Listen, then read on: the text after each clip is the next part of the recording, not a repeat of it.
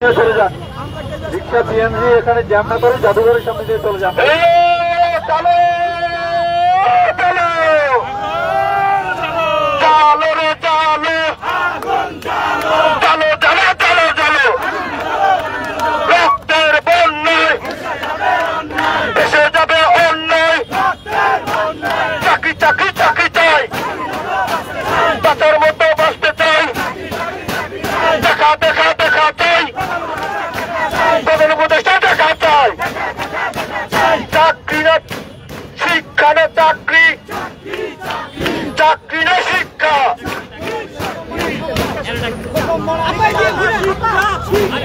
আমাদের সংগ্রাম বিজ্ঞান শিক্ষা, বিজ্ঞান শিক্ষা, শিক্ষা শিক্ষা বাধা দিয়ে আন্দোলন বন্ধ করা যাবে না, পুলিশ দিয়ে আন্দোলন বন্ধ করা যাবে না, দিয়ে আন্দোলন বন্ধ করা যাবে না।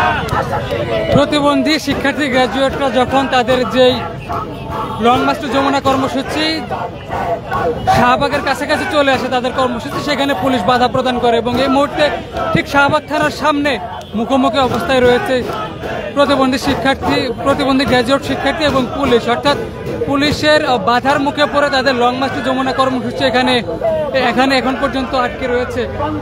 যদি আপনাদের একটু জানিয়ে রাখি, 5 দফা দাবি নিয়ে গত কয়েকদিন থেকে রাজু ভাস্কর যে অবস্থান নিয়েছিল প্রতিবন্ধী শিক্ষার্থী গ্র্যাজুয়েট, আজকে তারা লং মার্চ টু যমুনা কর্মসূচি ঘোষণা করলে তারা যখন শাহবাগ থানা ঠিক সামনে আসে, সেখানে তাদের লং মার্চ টু যমুনা কর্মসূচি পুলিশে বাধার সম্মুখীন হয় এবং এখন পর্যন্ত পুলিশ তাদেরকে ব্যারিকেড দিয়ে আটকে রেখেছে। অপরদিকে অনড় অবস্থানে রয়েছে প্রতিবন্ধী গ্র্যাজুয়েট শিক্ষার্থীরা।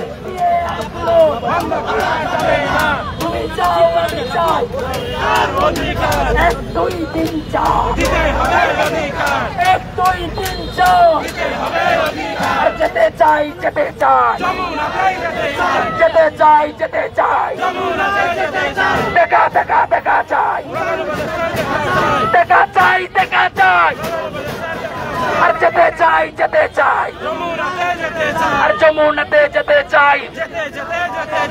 আমাদের সংগ্রাম চলছে চলবে, আমাদের আন্দোলন চলছে চলবে, পুলিশ দিয়ে আন্দোলন, ব্যারিকেড দিয়ে আন্দোলন, আর বাধা দিয়ে আন্দোলন আর বন্ধ করা যাবে না।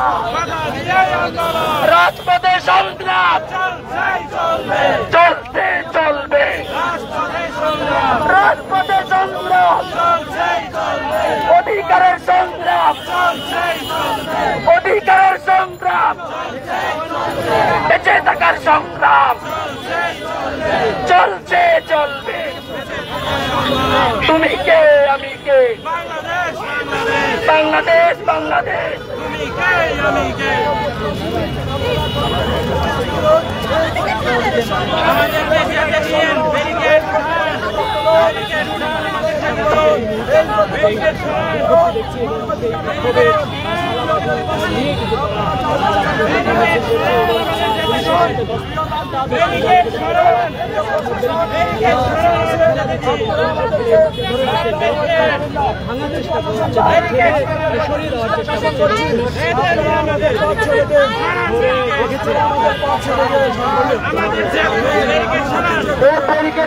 আমরা মানি, মানি না রে, মানি না, মানি না রে, মানি না, ওই ব্যারিকেড মানি না, মানি না রে, মানি না, মানি না রে, মানি না, ওই ব্যারিকেড মানি না, ওই ভাঙো ভাঙো ব্যারিকেড ভাঙো।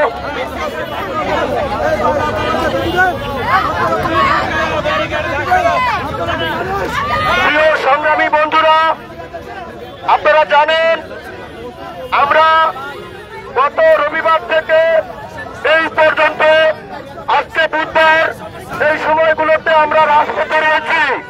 আমাদের সরকারের প্রধান উপদেষ্টা ডক্টর মোহাম্মদ ইউনূস, তিনি নাকি শান্তিতে নোবেল পেয়েছেন, অথচ তার দেশে আপনাদের জন্য একটা মেসেজ আছে আমি একটু বলি। বলেন, আপনাদের সম্ভবত এর আগেও লিখেছিল, তো আপনাদের এই আন্দোলন শুনে, আপনাদের শাহবাগে অবস্থান শুনে সমাজ কল্যাণ মন্ত্রণালয়ের মাননীয় সচিব মহোদয় তিনি আপনাদের সাথে দেখা করতে চান। তিনি আপনাদের মন্ত্রণালয় দেখেছেন।